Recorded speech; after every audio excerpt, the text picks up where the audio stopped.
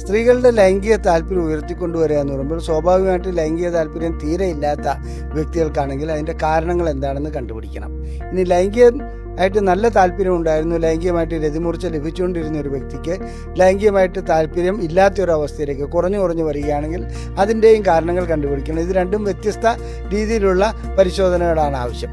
അതുകൂടാതെ തന്നെ ഏതെങ്കിലും ഒരു മരുന്നോ മറ്റോ കൊടുത്തിട്ട് താല്പര്യമില്ലാത്ത വ്യക്തികൾക്ക് താല്പര്യം ഉണ്ടാക്കിക്കൊണ്ടുവരിക എന്ന് പറയുന്നത് അത്ര എളുപ്പമുള്ള കാര്യമല്ല. അടിസ്ഥാന പ്രശ്നം ഈ ദമ്പതികൾ തമ്മിലുള്ള കലഹമാണ്. അതായത് സ്ത്രീക്ക് വേണ്ടത്ര ബലം നൽകാതിരിക്കുക, അവരൊരു അടിമയെ പോലെ അല്ലെങ്കിൽ ഒരു പഴഞ്ചൻ കാലഘട്ടത്തിൻ്റെ രീതി വെച്ച് പെരുമാറുകയാണെങ്കിൽ അവർക്ക് ലൈംഗികമായിട്ടുള്ള താല്പര്യം ഉണ്ടാകാതിരിക്കും.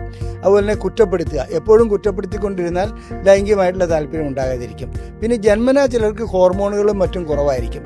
അത്തരം വ്യക്തികൾക്ക് നമുക്ക് ഹോർമോൺ ചികിത്സ നടത്തി ലൈംഗികമായുള്ള താല്പര്യങ്ങളിലേക്ക് കൊണ്ടുവരാൻ കഴിയും. ഇതുകൂടാതെ ചിലരെ സംബന്ധിച്ചിടത്തോളം ലൈംഗികത ഒരു പാപമാണ്, അത് ചെയ്യുന്നത് തെറ്റാണ്, കുട്ടികളുണ്ടായി കഴിഞ്ഞാൽ പിന്നെ ലൈംഗികത ആവശ്യമില്ല, അങ്ങനെയൊക്കെ ചിന്തിക്കുന്ന ചില വിഡ്ഢികളായ സ്ത്രീകളുണ്ട്.